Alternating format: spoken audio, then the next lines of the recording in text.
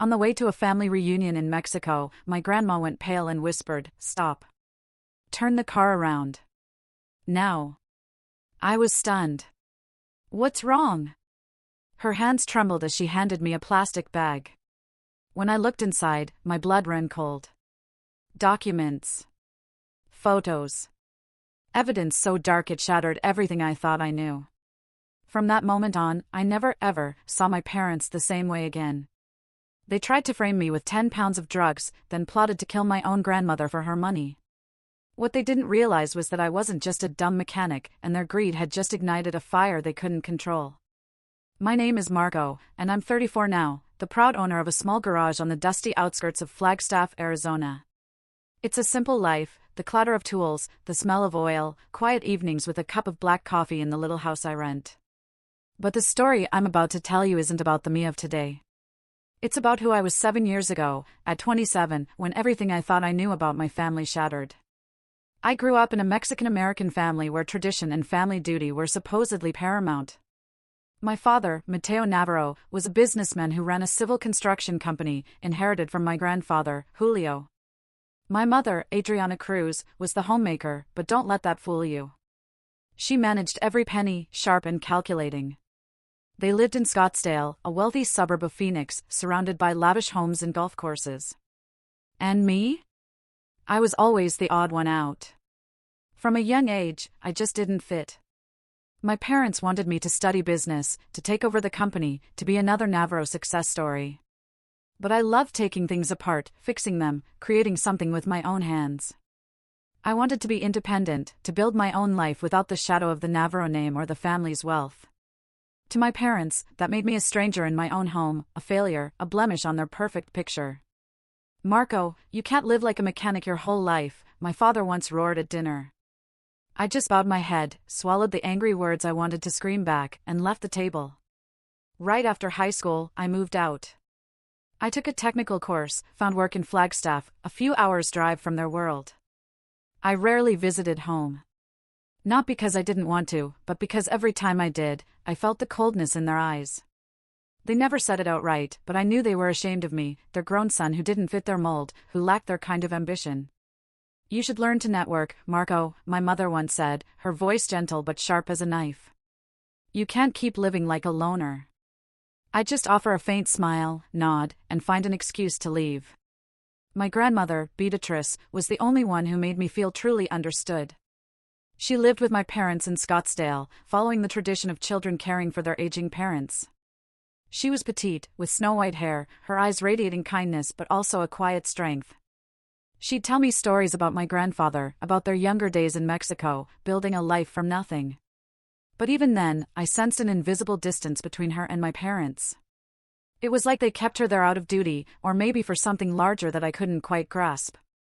When I did visit, Grandma would take me to the backyard, to her small flower garden. She'd show me each cactus, each wild bloom, telling me stories I'd heard 100 times but never tired of. "Marco, you're like your grandfather," she'd say, her voice warm and steady. He too liked to do things himself, without waiting for handouts. Those words were a balm to my soul, but they also made me sad. If I was like my grandfather, why did my parents see me as such a failure? I often overheard fragments of arguments when they thought I wasn't around. My parents frequently dropped hints about my grandfather's estate, land in Mexico, shares in the construction company, the large Scottsdale house, all still held by my grandmother. Before he passed, my grandfather had left everything to her, not to my father. That seemed to be a constant thorn in their side. "You should think about the future, about dividing the assets fairly," my father once said at dinner, his voice calm but laced with a chilling intent. Grandma would just smile, saying nothing, but I saw fleeting sadness in her eyes. I didn't care about the money, I just wanted to live my life free from their expectations.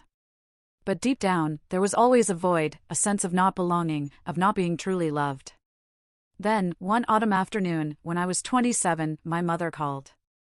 Her voice was gentle, but I knew immediately something was wrong. "Marco, I want you to come home this weekend. There's a family matter we need to discuss." I frowned, a wrench still in my hand, the smell of oil thick in my garage. "What's going on, Mom?" I asked cautiously. "Just come, and we'll talk," she replied, and then hung up.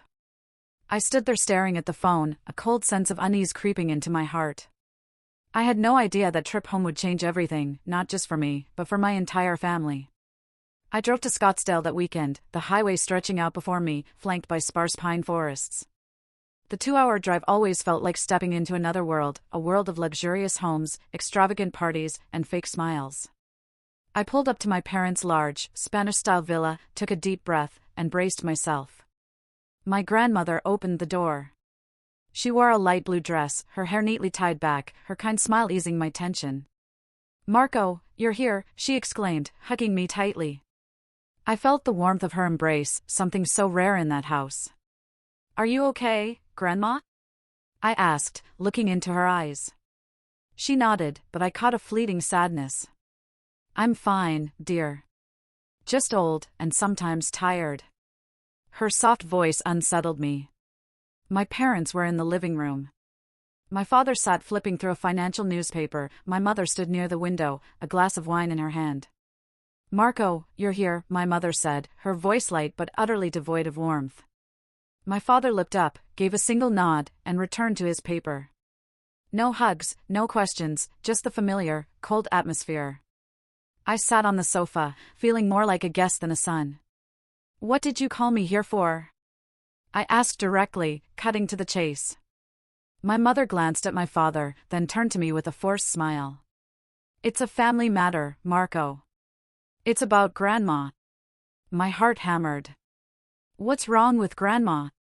I asked, my voice urgent. My father put down the newspaper, his expression unreadable. "Your grandmother isn't young anymore. We need to talk about the future, about what she's leaving behind." I frowned, the unease in my gut growing stronger. "What do you mean?" "She's still healthy." My mother chimed in, her voice sweet but calculated. "You don't understand, Marco. Your grandmother holds a lot, houses, land, shares. We just want to make sure everything is arranged properly for the good of the family." I looked at my grandmother, sitting quietly in the corner, her hands clasped tightly. She said nothing, only lowered her head, but I noticed her fingers trembling slightly. Something was wrong. Very wrong. That evening, after a quiet dinner, I found my grandmother in the backyard. She was sitting on a wooden bench, gazing at the wildflowers under the moonlight. I sat beside her. "You seem sad, Grandma," I said softly. She turned to me, a faint smile on her face. "You've always been perceptive, Marco. I just feel like things are changing. There are things I don't want to say out loud, but they make me uneasy." I wanted to ask more, but she placed a hand on my shoulder, shaking her head. "Not now, my dear. But I'm glad you're here." That night, I couldn't sleep.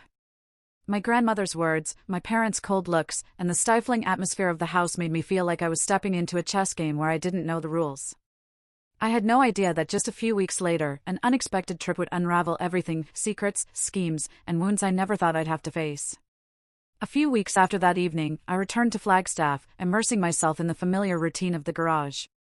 The sound of wrenches clanging, the smell of engine oil, brief conversations with customers, it all helped me temporarily forget the unease I felt in Scottsdale. But the feeling never truly went away.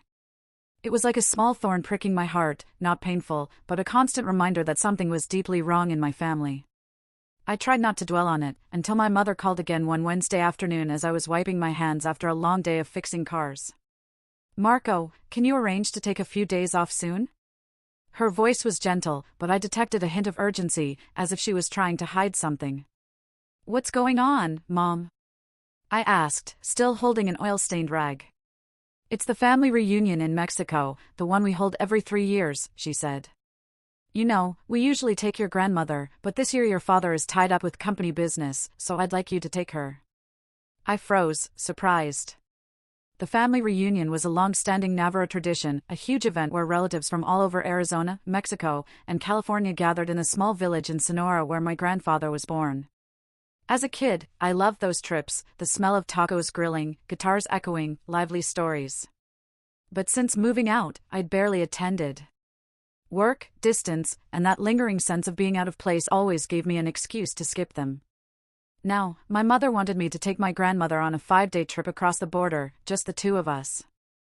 You and Dad have always managed to make time before, I questioned, my voice tinged with doubt. She sighed, sounding weary. The company has a big project right now, Marco. Your father can't leave Scottsdale. I know you're busy, but your grandmother really wants to go. Can you please help us out this time? I paused, thinking of my grandmother, of the sadness in her eyes back in Scottsdale.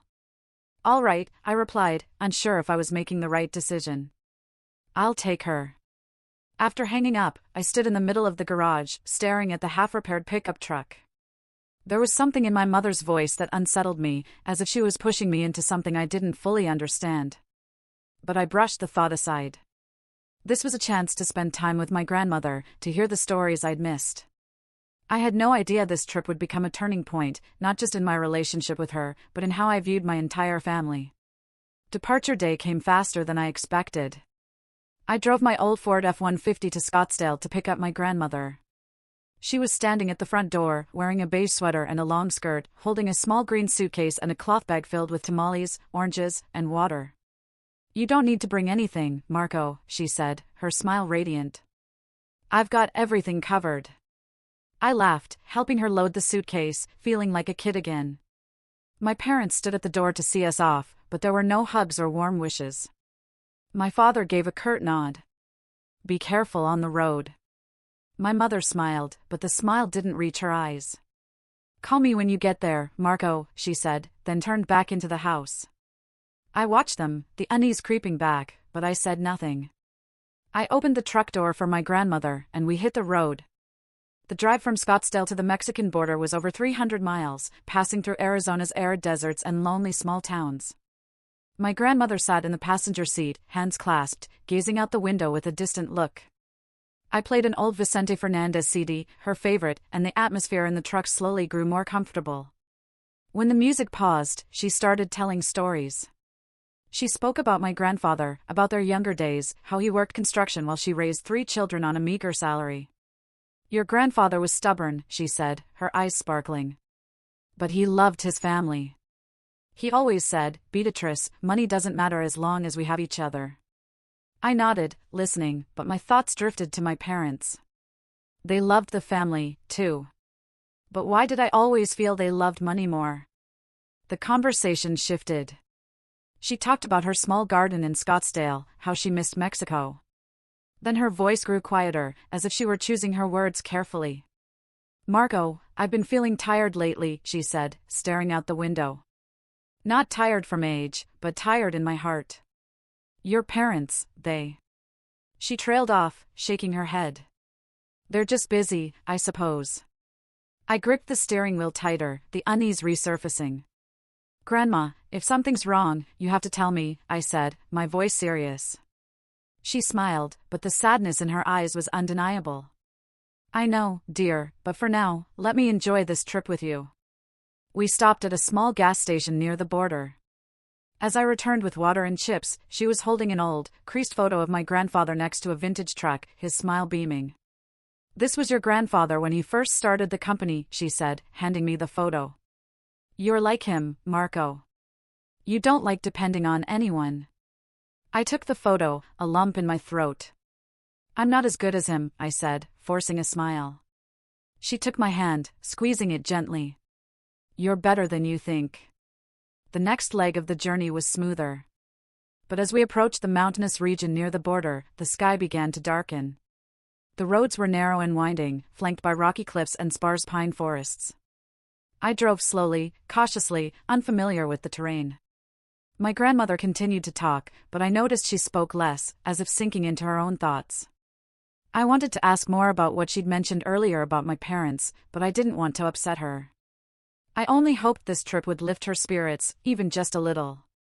Then, as we navigated a sharp curve on the deserted mountain road, the truck suddenly jolted. A sharp pop rang out, and I felt the vehicle tilt. Damn it, I muttered, slowing down and pulling over. Must be a flat tire.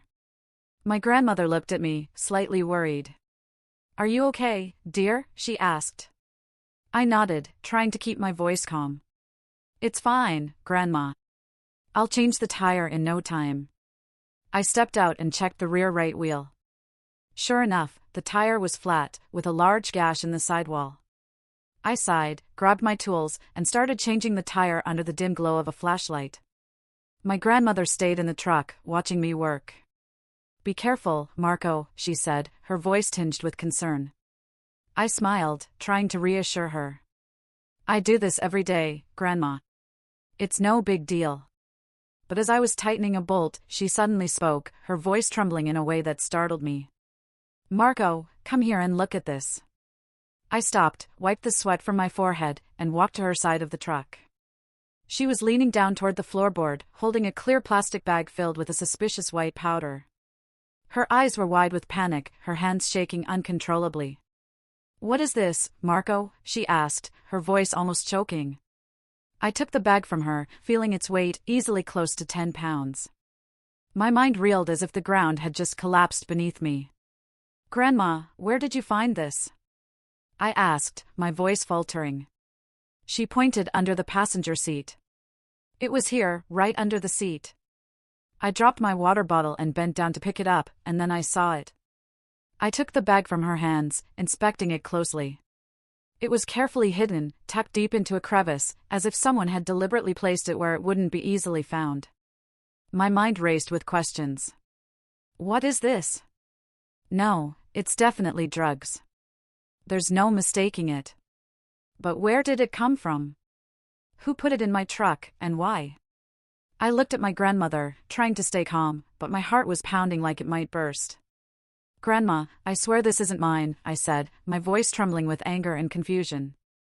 "I don't know where it came from." She looked at me, and her gaze wasn't one of doubt, but of a terrifying certainty, as if she'd just confirmed something she'd long suspected. "Marco," she whispered, her voice so low I had to lean in to hear her. "I don't think this was an accident." Her words hit me like a knife to the chest. A chill ran down my spine, not from the cold mountain night, but from the implication of what she said. Not an accident, what did she mean? Was someone deliberately trying to set me up?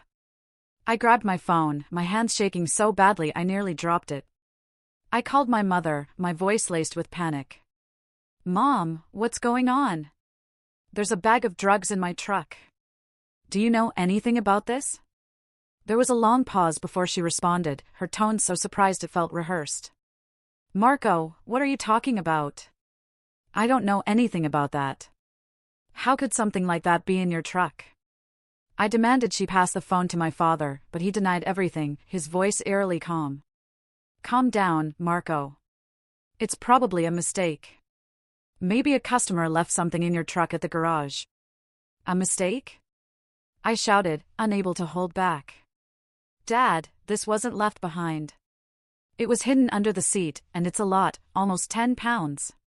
But he just repeated, his voice cold as ice, "Stay calm. Deal with it and keep going. Don't worry your grandmother." I hung up, gripping the phone so tightly my knuckles turned white. I looked at my grandmother, who was bowing her head, hands clasped tightly, lips pressed together as if holding something back. "Grandma, do you know anything about this bag?" I asked, my voice almost pleading. She shook her head, her eyes now filled not just with worry, but with deep fear. "Marco, I'm not sure, but I've heard them talking. Your parents, they've mentioned needing to resolve things about the estate. I think they didn't want me to go to Mexico this time." Her words felt like a punch to my chest. I stood frozen, my mind spinning. Resolve the estate, this bag of drugs, could it be connected to my parents? The thought drove me to the edge of madness, but I couldn't dismiss it. Too many things didn't add up, the sudden flat tire, the bag hidden under the seat, and the fake tone in my parents' voices. I tucked the plastic bag into my jacket, trying to stay composed. "Grandma, I'll finish changing the tire, and we'll keep going," I said, my voice firm. "But I need you to tell me everything. If there's something dangerous, I need to know." She nodded, but her eyes were still filled with anxiety. "Be careful, Marco," she said, her voice almost a whisper. "I don't want to lose you." I went back to changing the tire, but my mind was no longer on the task. I thought about my parents, about the times they'd hinted at my grandmother's estate, about how they looked at me like I was an inconvenience. Could they really do something to harm her? Or even me? That bag, if we were stopped by the police, if they found it, I'd be arrested, and my grandmother would be implicated. The thought made my blood boil. I tightened the bolts harder, as if channeling my anger into each turn of the wrench. When the tire was finally changed, I got back in the truck but didn't start it right away. I looked at my grandmother, searching for the right words. "Grandma, I don't know what's going on, but I promise I'll protect you. If Mom and Dad, if they're doing something, I won't let them win." She took my hand, squeezing it tightly. "I trust you, Marco," she said, her voice trembling. "But from now on, we have to be careful. Very careful." I started the truck, the headlights illuminating the dark mountain road ahead. But in my heart, the darkness was even thicker. I didn't know what awaited us in Mexico, or what was happening within my own family. But one thing I knew for certain, that bag wasn't there by accident, and I would find out the truth, no matter the cost. I gripped the steering wheel tightly. My eyes were fixed on the winding mountain road, but my mind was a whirlwind of chaotic thoughts. I glanced at my grandmother, searching for words to break the tension. "Grandma, are you okay?" I asked, my voice soft. She nodded, but her hand still clutched the hem of her sweater as if trying to hold herself together. "Marco," she said, her voice low but firm. "We need to talk." I slowed down, finding a wider spot on the road to pull over. My grandmother looked at me, her eyes glinting with a strange mix of pain and resolve. "Marco, I don't want to believe it, but I think your parents are planning something. Not just against me, but against you, too." Her words felt like another knife plunging into my heart. I had suspected as much, but hearing my grandmother say it out loud made it all too real, too terrifying. "What do you mean?" I asked, trying to keep my voice steady. She sighed, her gaze drifting to the darkness outside. "Lately, your parents have been talking a lot about your grandfather's estate. They say the company is struggling, that they need money, that I should sign papers to sell land in Mexico. I refused, because it was your grandfather's life's work. But they didn't stop. They started saying things that scared me." I frowned, anger rising within me. "What did they say?" She shook her head, as if reluctant to recall. "They hinted that I'm old, not in my right mind anymore, that someone might need to manage the estate for me. One time I overheard your father telling your mother that if I wouldn't sign, they'd find another way." She pointed to my jacket pocket. "And then this bag, Marco. I think they're trying to harm us." My blood boiled. With the amount of drugs we were carrying, if the police found it, I'd face at least 10 years in prison. My whole body felt like it was on fire. At that moment, I wanted nothing more than to turn the truck around and drive straight back to Scottsdale to confront my parents. But I looked at my grandmother, shivering in her thin sweater, and I knew I had to stay calm. "Grandma," I said firmly. "I won't let them hurt you, but we need a plan." She nodded, her eyes now filled with trust. "Tell me, Marco, I'm listening." I took a deep breath, trying to organize my jumbled thoughts. The bag of drugs was a massive threat. If we were stopped near the Mexican border, where checks are strict, I could be arrested, and my grandmother would be implicated. I couldn't let that happen. But if I threw the bag away, I'd lose evidence. And if my parents were truly behind this, I needed proof to expose them. "Grandma, I have an idea," I said, my voice low but resolute. "We'll keep going to Mexico, but you'll go to the reunion alone. I'll drop you off in a nearby town, find a bus or someone trustworthy to take you the rest of the way. I'll head back to Scottsdale and figure out what's going on." My grandmother looked at me, her eyes full of worry. "Marco, that's too dangerous. If your parents are really..." She trailed off, unable to finish the sentence. I took her hands, squeezing them gently. "I'll be careful, but you need to be safe first. I won't let them touch you." She was silent for a moment, then nodded. "All right, Marco, but you have to promise me you won't get hurt." I smiled, though my heart was heavy. "I promise." But we both knew that promise wasn't easy to keep. We drove for another hour, reaching a small town called Nogales, just across the border. The town was livelier than I expected, with souvenir shops, small eateries, and a few bus stations. I found a clean bus terminal with direct routes to Sonora, our family's hometown. I helped my grandmother buy a ticket, escorted her onto the bus, and entrusted her to an older driver who seemed reliable. "I'll come pick you up after the reunion," I said, hugging her tightly. She held my hand, her eyes filled with both worry and determination. "Marco, I'll be waiting for you. But be careful. They're not the parents you once knew." Her words tightened my chest. I nodded, watching the bus pull away, carrying my grandmother out of sight under the streetlights. I stood there for a moment, a wave of loneliness washing over me. Then I returned to the truck, checking the plastic bag in my jacket. It was still there, a grim reminder of the truth I had to face. I started the engine and turned back toward Scottsdale. It was time to uncover the truth. The road back to Scottsdale was long and monotonous, but it gave me time to think. I recalled small details from over the years, how my parents always talked about my grandmother's estate, how they treated me like an inconvenience, how they pressured her to sign documents. I thought about the bag of drugs, the sudden flat tire. The pieces were starting to fit together, forming a terrifying picture. If my parents were behind this, they didn't just want control of my grandmother's estate, they were willing to sacrifice me to get it. The thought filled me with both rage and pain.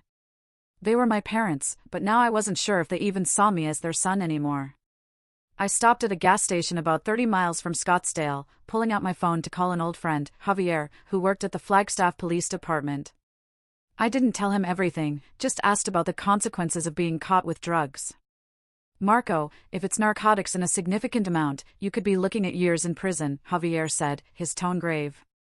"Near the border, it's even worse. They'll assume you're smuggling." A chill ran down my spine. "What if someone planted it in my truck?" I asked. Javier paused. "You'd need proof, Marco. Without it, your word means nothing. Do you suspect anyone?" I didn't answer right away, just thanked him and hung up. As I neared Scottsdale, it was late at night. I didn't want my parents to know I was back, so I parked the truck a few blocks away from their house in a small alley. I checked the plastic bag again, tucking it into a small metal box in the truck bed where I kept my tools. I didn't know what I'd do with it, but I knew I had to keep it safe. Then I turned off the truck's lights, stepped out, and quietly walked toward my parents' large house. The night in Scottsdale was quiet, with only the chirping of crickets and the dim glow of streetlights. I crept along the fence, avoiding the light, my heart pounding. I didn't know what I was looking for, a conversation, a document, any sign that my parents were truly behind this. But I knew I couldn't turn back. Not for myself, but for my grandmother. She had trusted me, and I wouldn't let her down. I crouched behind a large bush in the backyard, just a few meters from the living room window. My parents' voices drifted out, low but tense, as if they were trying to keep their conversation from being overheard. I inched closer, close enough to see their shadows through the thin curtains. My father, Matteo, stood near the dining table, hands on his hips, his voice laced with frustration. My mother, Adriana, sat on the sofa, clutching a wineglass, her eyes sharp and cold.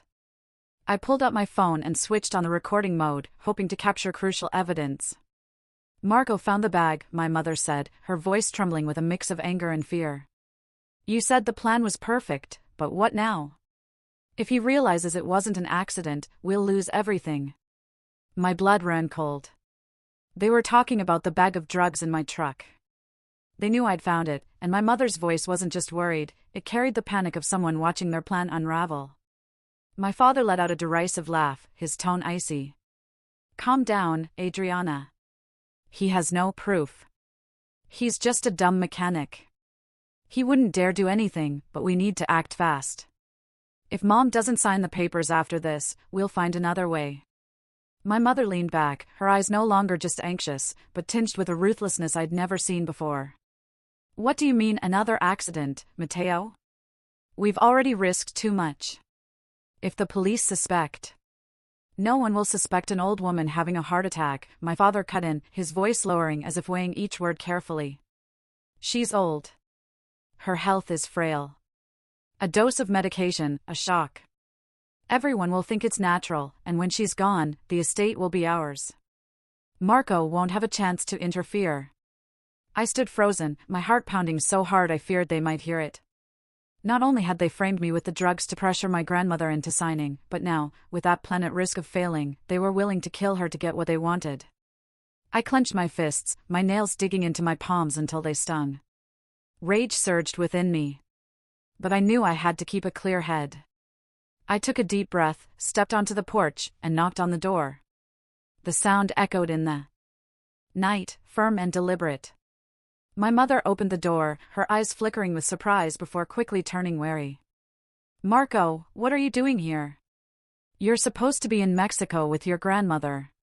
I stepped inside without waiting for an invitation, my voice cold. "I need to talk to both of you." My father emerged from the living room, holding a glass of whiskey, his eyes sharp as knives. "What's this about, Marco? Why are you back in the middle of the night?" I stood in the middle of the living room, looking straight at them. "I found the bag of drugs in my truck," I said, my voice calm but cutting, hidden under the passenger seat. "Do you know anything about it?" My mother's face paled, but she quickly regained her composure. "Marco, what are you talking about? How would we know? It could belong to a customer from your garage." My father nodded, adding, "You should be more careful about the people you work with." I let out a bitter laugh, unable to hold back. "A customer? Or did you hire someone to plant it in my truck to frame me, to force Grandma to sign over the estate?" The air in the room seemed to freeze. My mother stood abruptly, her voice trembling. "How dare you say that to us? Are you out of your mind?" But my father raised a hand, signaling her to be quiet. He stared at me, his gaze like it could pierce through me. "Don't accuse us without proof. If you do, don't blame us for being ruthless." I stepped closer, lowering my voice. "I heard everything. About the drugs, about your next plans to harm your own mother." My mother gasped, but my father let out a dry, hollow laugh. "You think you're clever, don't you, Marco? You think you can take us on? You're nothing. A failed mechanic living off the family's money." His words hit like a punch. But I didn't back down. "If I'm nothing, why did you need to frame me? Why plan to hurt Grandma?" My mother interrupted, her voice nearly a scream. "Because we had no choice, Marco. The company is going bankrupt. Your grandmother is holding on to the entire estate and won't give us a cent. We had to do something." My father snapped at her to be quiet, but it was too late. She'd said too much. I pulled my phone, still in recording mode, from my pocket and held it up. "Thank you, Mom." I needed exactly those words. My mother froze, stunned, while my father lunged at me, trying to grab the phone. I dodged, but he shoved me against the wall, his hand gripping my collar. "You dare, Marco?" he roared. "You think you can destroy this family?" I pushed him off, my voice shaking with fury. "Family? You destroyed it long ago. I'm not your son anymore." That night, I drove away from Scottsdale without looking back. The road was pitch black, lit only by the headlights illuminating the empty stretches of highway. I texted Javier, sending him the recording through an encrypted app he'd recommended. "Javier, I have proof. Keep it safe for me. I'm going to Mexico to find my grandmother." He replied almost immediately. "Marco, are you okay? I'll keep the recording safe, but don't do anything reckless. Call me if you need me." I didn't respond. I wasn't sure if I was okay. Anger and pain still burned in my chest, but I knew I couldn't stop now. My grandmother was waiting for me in Sonora, and I needed her to know I was on her side, even if the whole world turned its back on us. I drove through the night across Arizona's deserts, over the Mexican border, to the small town where the family reunion was taking place. My mind churned with what had just happened.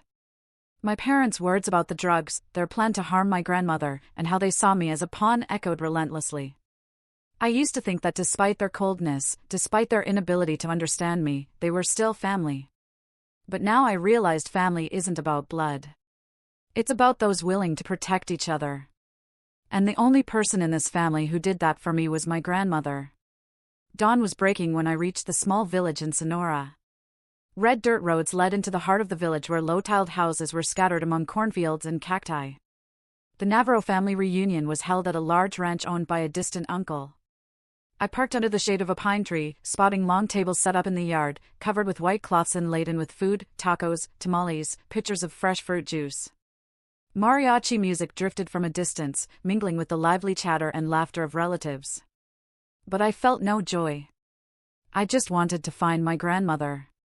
I walked into the yard, my eyes scanning the crowd. Aunts, uncles, and cousins I'd only met a handful of times were talking, eating, and dancing. A few recognized me, waving hello, but I only nodded curtly.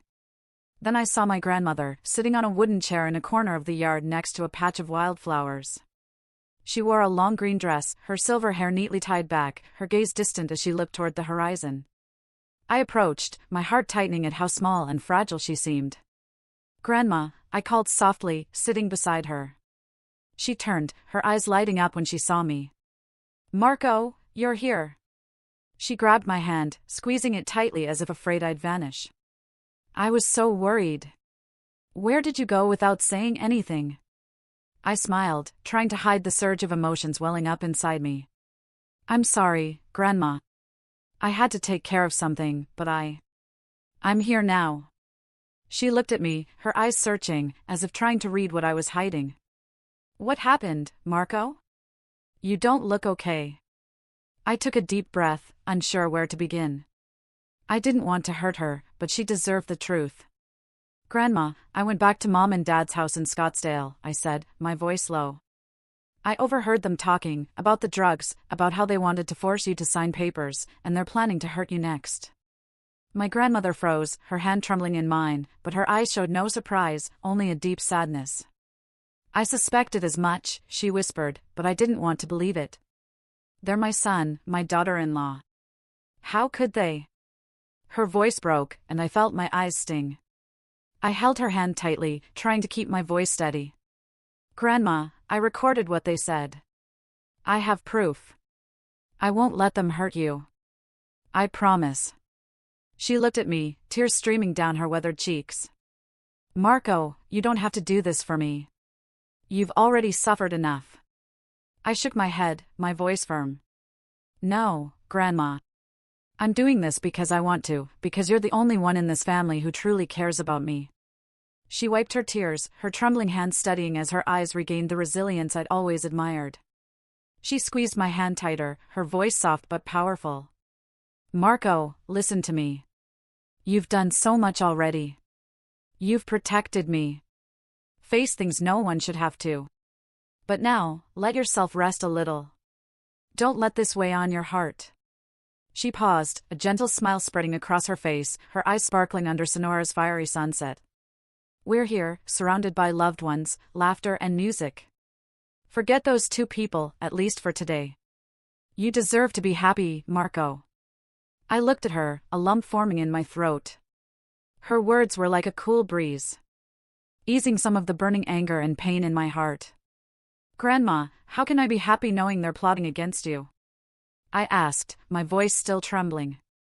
She shook her head, placing a hand on my cheek, just like she did when I was a child. "Marco, life is short.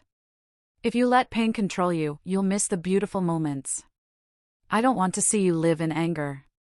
Let me see your smile like when you were little, chasing me around for tamales." I couldn't help but let out a soft laugh. The image of myself as a kid toddling after her in the small Scottsdale kitchen lightened my heart.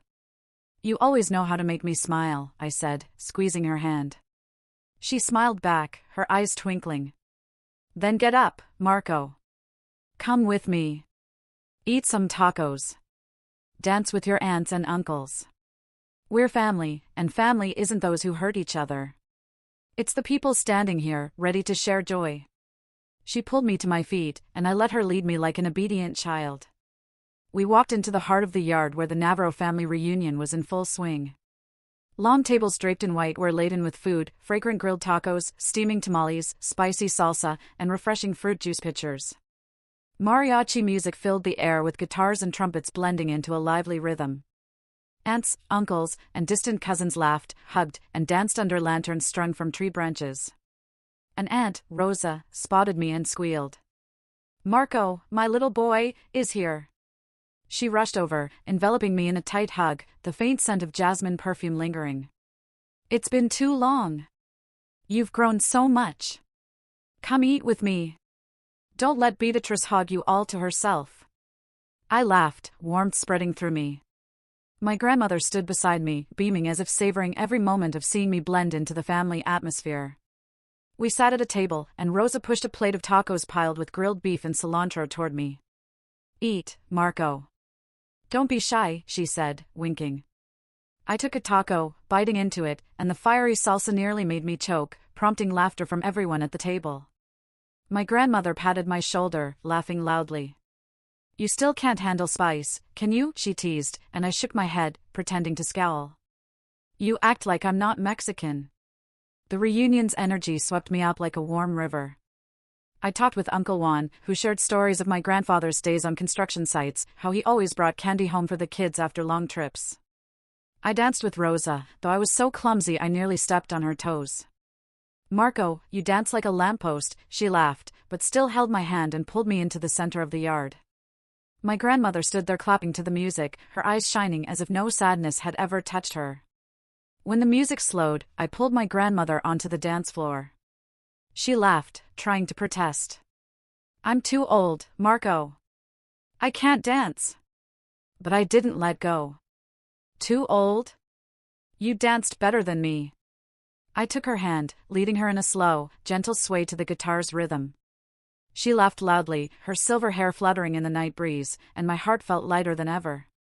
In that moment, there were no parents, no drugs, no schemes, just me and my grandmother, two souls finding each other amid laughter and music. The reunion stretched late into the night, the moon hanging high over Sonora's sky. I sat beside my grandmother on a wooden bench, sharing a plate of cinnamon-dusted churros. Grandma, I don't remember the last time I felt this happy, I said, my voice softening. She smiled, placing a hand on my shoulder. Marco, you're my joy. No matter what happens, I know you'll always do what's right. And today, you've made me so happy. I looked at her, a lump in my throat. Grandma, I want to take you to Flagstaff. I have a small house, not fancy, but warm enough. I don't want you living near Mom and Dad anymore. She looked at me, her eyes full of love. Marco, I'll go with you. Not because I'm afraid, but because I want to be with you. You're my home. I hugged her, feeling a weight lift from my shoulders. I knew the road ahead wouldn't be easy, but with my grandmother by my side, I was no longer afraid. The reunion in Sonora ended a few days later. I helped my grandmother pack her final belongings, a favorite embroidered handkerchief, a box of leftover churros, and the old photo of my grandfather she always carried. We said goodbye to our relatives who hugged us tightly, urging us to visit more often. Aunt Rosa slipped a bag of tamales into my hands, winking, for the road, Marco. Don't let Beatrice go hungry. I smiled, the warmth from last night's laughter still lingering. But as the truck rolled away from the ranch, I knew we couldn't return to life as it was. The recording on my phone, proof of my parents' scheme, was like a ticking time bomb, a reminder that things were far from over. I glanced at my grandmother, who was staring out the window, her hands clasped tightly in her lap. Grandma, are you okay? I asked softly. She smiled, but her eyes held a trace of sadness. I'm fine, Marco. It's just. I still can't believe Matteo and Adriana would do such things. But I trust you, and that's what matters most. I nodded, gripping the steering wheel. I won't let them hurt you, Grandma. I promise. But I knew keeping that promise meant acting quickly. Before leaving Sonora, I'd called Javier, asking him to keep the recording safe and to connect me with a lawyer he knew in Flagstaff. I need to make sure Grandma is protected, I told him over the phone. If my parents try anything, I want evidence to take to court. Javier agreed, his tone serious. I'll handle that, Marco. Just focus on taking care of your grandmother. The drive from Sonora to Flagstaff was long and tiring, but I didn't feel weighed down. My grandmother shared old stories about her and my grandfather's youth, how they used to dance under the moonlight in that very village. I listened, laughed along, and felt like each story was a brick building a new home for us. But I knew before we could start new, I had to return to Scottsdale one last time to collect my grandmother's belongings and face my parents. We arrived in Scottsdale late in the afternoon, the golden sunlight glinting off the luxurious houses. I parked in front of my parents' house, my heart pounding. Grandma, do you want to stay in the truck? I asked, worried she'd feel uneasy seeing them, but she shook her head, her eyes resolute. No, Marco, I'm coming with you. I want them to know I'm not afraid. I nodded, admiring her strength. We stepped out of the truck, her hand in mine, and I felt bolstered to face whatever lay ahead. I knocked on the door, and my mother opened it, her eyes flickering with surprise before turning wary. Marco, Beatrice, you're back already? Her voice tried to sound calm, but I noticed her hands trembling slightly. I stepped inside, pulling my grandmother along, my voice firm. We're here to get Grandma's things. She's not staying here anymore. My mother's jaw dropped, and my father frowned. What? Mom, you can't leave. This is your home. My grandmother stepped forward, her gaze sharp as ever. Matteo, Adriana, I stayed here because I thought you needed me. But I was wrong. You didn't need me. You needed my money. Marco is the only one who truly cares about me, and I'm going with him. The room fell silent, the air thick with tension. My mother tried to say something, but my grandmother raised a hand, stopping her. Don't say another word, Adriana. I know everything about the drugs, about your plans. I'm disappointed, but not surprised. You've chosen your path. My father stepped forward, his voice a low growl. Mom, you can't do this. That estate belongs to the family, not just you. But my grandmother only glared at him, her eyes cutting like a knife. The one who truly loves me is standing right here, and it's not you. My heart ached with both pain and pride. I took my grandmother's hand, leading her upstairs to gather her things. My parents stood there, silent, glaring at us with resentment, but saying nothing more. We quickly packed her clothes, personal items, and the photo of my grandfather. As we left the house, I turned back to look at them one last time. Don't try to contact us, I said coldly. If you do anything to Grandma, I'll take that recording to court. My mother paled, and my father clenched his fists, but they didn't dare act. We left Scottsdale as the sun set, the horizon glowing a fiery red. I drove toward Flagstaff, my grandmother beside me, holding the photo of my grandfather, her expression serene. Marco, she said softly. Thank you. I've never felt this free. I smiled, feeling like an old chapter had just closed. When we reached Flagstaff, I let her into my small house, a simple wooden home with a sunny front yard and a corner I'd prepared for her to plant flowers. Welcome home, Grandma, I said, opening the door. She smiled, stepping inside. And I knew that from now on, we would build a new life together. The first few months in Flagstaff were the most peaceful I'd ever experienced. My grandmother quickly turned my small house into a true home.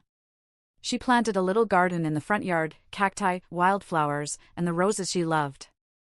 Every morning, I'd see her watering the plants, humming old Mexican songs, and my heart felt lighter than ever.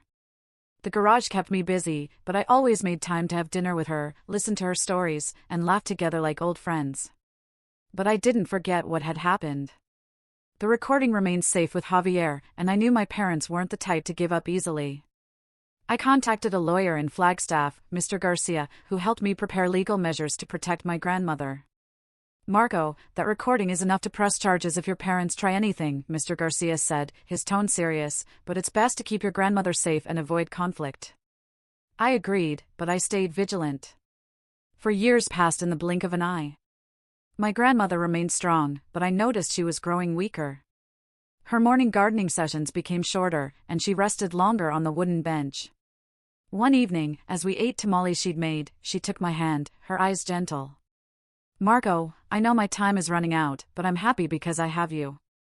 I forced a smile, my heart heavy. Grandma, don't say that. You'll be with me for a long time. But she just smiled, shaking her head. I've lived enough, Marco, and I've prepared everything. I didn't understand what she meant until she passed away one winter night, peacefully in her sleep, in my arms. I held her, tears streaming down my face, feeling like I'd lost a piece of my heart. But I also knew she'd left with a smile, no longer afraid or alone. A week later, Mr. Garcia called me to his office. Marco, Beatrice left a will, he said, handing me a stack of documents. I opened them, my heart pounding. My grandmother had left everything to me: the house in Scottsdale, the land and shares in Mexico, and a substantial savings account. The will was drawn up 3 years ago, notarized and signed by 2 witnesses, old friends of hers in Flagstaff. She wanted to make sure you were taken care of, Mr. Garcia said, his voice low, and she knew you wouldn't let the estate fall into the wrong hands. I sat there stunned, not because of the wealth, but because of my grandmother's profound love for me. I didn't want money or land, I just wanted her back, sitting beside me, telling her old stories.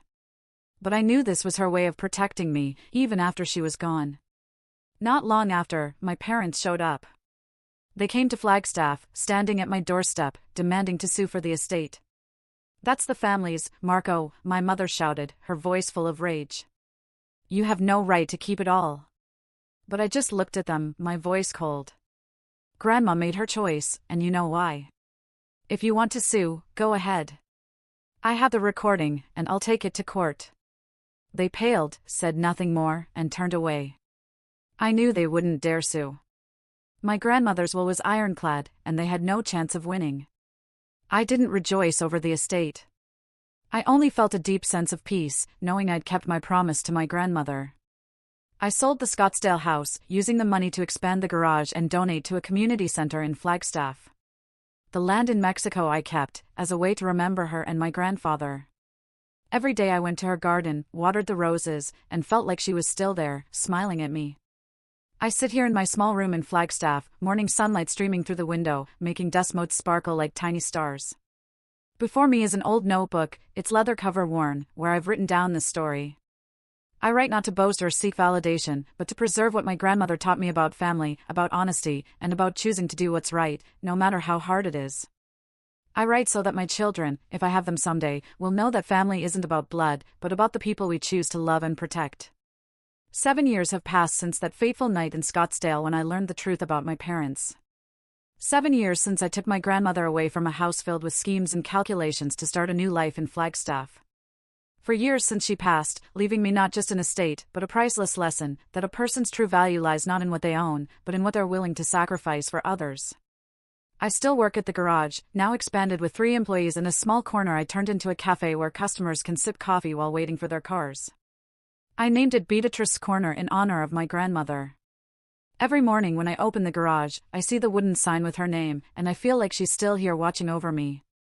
Her garden still blooms in the front yard, the vibrant red roses reminding me of her gentle smile, of the days we sat together eating tamales and sharing stories. My parents never reached out again.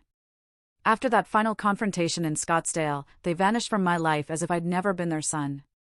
I heard their company went bankrupt not long after, and they moved somewhere in California.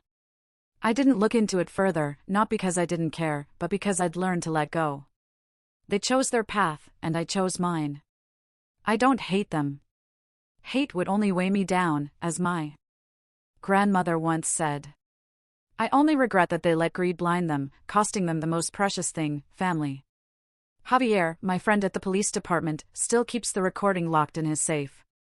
Marco, what do you want me to do with it? He's asked me a few times. I just shake my head. Keep it, Javier. If they come back, we'll need it. But I hope that day never comes. I don't want to live in the past.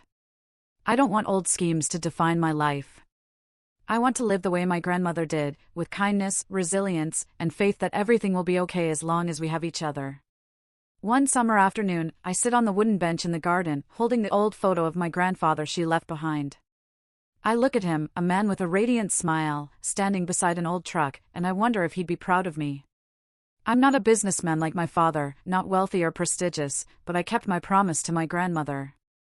I protected her, gave her final years filled with peace and laughter, and I think maybe that's what he'd value most. I write these words, not to seek forgiveness or sympathy. I write to remind myself that no matter how hard life gets, we always have a choice. I chose to stand by my grandmother, not for wealth, not for glory, but because she was the only one who saw me not as a failed mechanic, but as a man with an honest heart. Marco, she once said, you don't need to prove anything to anyone. Just be yourself, and that's enough. The message I want to leave behind for my children, or anyone who reads these words, is this: family isn't something we're given, it's something we build. It's not in blood, but in the moments we choose to stand up for others, even if it means facing those closest to us. Greed may bring money, but it takes away what's most precious: trust, love, and the people we call family. I learned that from my grandmother, and I'll live by that lesson until the end of my days. I close the notebook, place it on the table, and step out into the garden. The roses are in full bloom, their sweet fragrance filling the air. I pick up the watering can, as my grandmother used to, and water each plant, each drop like a whisper to her, "Grandma, I'm still here, and I'll never forget you." I smile, feeling her somewhere out there, still smiling back as she did in the days we were together. I don't know what the future holds, but I know one thing: I made the right choice. I chose my grandmother, and that was the most beautiful decision of my life.